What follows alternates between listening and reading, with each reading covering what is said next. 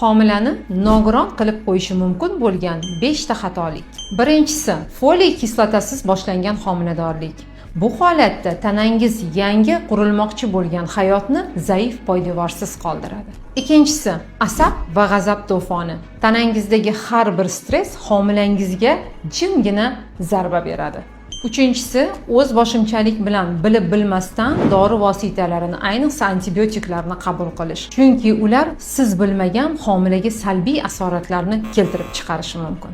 To'rtinchisi, infeksiyalarga befarqlik, hatto oddiy shamollash ham agar e'tibor berilmasa, juda ham salbiy asoratlarga olib keladi.